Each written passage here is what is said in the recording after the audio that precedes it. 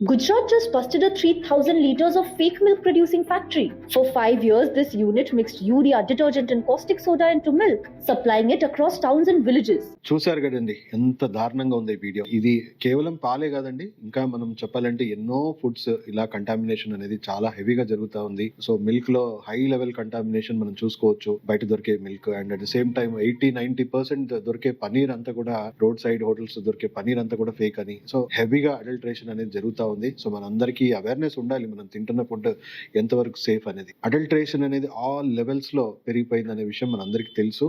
బయట ఫుడ్ ఇలాంటివి తింటే, మనం ఇలాంటి పాలు తాగితే మనకు క్యాన్సర్స్ రావడం ఖాయం. అందు గురించే మనకి ఇప్పటి వరకు మనం డయాబెటీస్ క్యాపిటల్, మనము హార్ట్ డిసీజ్ క్యాపిటల్ కాదండి. ఇలాంటి ఈ ఫుడ్స్ వల్ల మనం ప్రపంచానికి క్యాన్సర్ కూడా క్యాపిటల్ గా మనం మారుతా ఉన్నాం. మనం అందరం గమనించాల్సిన విషయం. సో ఈ అడల్ట్రేటెడ్ ఫుడ్ కి దూరంగా ఉండాలి. అట్ ది సేమ్ టైం ఇంకోవైపు మనము మంచి బ్రాండెడ్ పాలు, బ్రాండెడ్ ప్రోడక్ట్స్ కొంటే కొంతవరకు సేఫ్ అని అనుకుంటున్నాం. కానీ ఈ మధ్య అమూల్ సంబంధించిన పాలలో కూడా ఫీకల్ కంటామినేషన్ అనేది చాలా హై లెవెల్స్ లో ఉందని చెప్పేసి ఒక యూట్యూబర్ బయట పెట్టడం జరిగింది. సో అమూల్ చెప్తే మన సెంట్రల్ గవర్నమెంట్ సంబంధించిన చాలా పెద్ద డైరీ ఇండస్ట్రీ. సో దేని నమ్మాలి, దేని నమ్మకూడదు అనేది చాలా మందికి, అంటే మేము తినే బ్రాండెడ్ ఫుడ్ కూడా సేఫ్ అనేది క్వశ్చన్ మార్క్ వస్తా ఉందండి.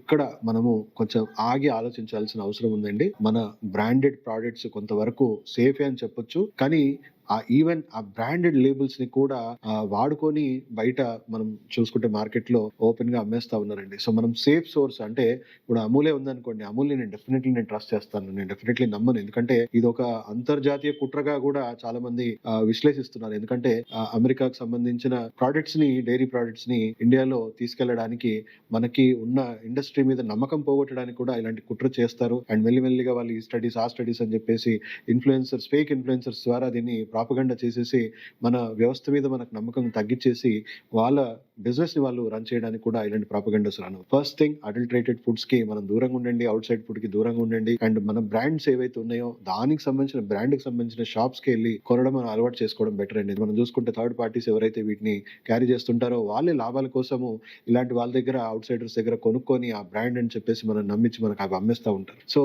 ఈ విషయంలో చాలా చాలా మనం కేర్ తీసుకోవాల్సిన అవసరం ఉంది. మన పిల్లలు, మన భవిష్యత్తు ఆరోగ్యంగా ఉండాలి అంటే మనకు మనం కేర్ తీసుకోవడమే దీనికి బెటర్ సొల్యూషన్ అని చెప్పి నేను చెప్పొచ్చు. ఎదురుంటే డైరెక్ట్ గా డైరీకి వెళ్ళండి, అక్కడ ఇలాంటి ఇంజెక్షన్స్ ఇస్తున్నారా ఆవులకి అని అవి కూడా కనుక్కోండి. ఎందుకంటే హార్మోన్ ఇంజెక్షన్స్ అవి అలాంటివి ఏవి లేని చోట కొంచెం డబ్బులు ఎక్కువైనా కూడా అలాంటి చోట్లకి వెళ్ళి మనము మన ప్రోడక్ట్స్ కొనుక్కోండి. వీలైనంత మటుకు మనము అడల్ట్రేటెడ్ ఫుడ్ కి మనం ఎంత అవేర్నెస్ పెంచుకొని మనం ఎంత జాగ్రత్తగా ఉంటే మన ఆరోగ్యాన్ని మనం కాపాడుకోవచ్చు, మన వచ్చే తరాలను కూడా కాపాడుకోవచ్చు అండి.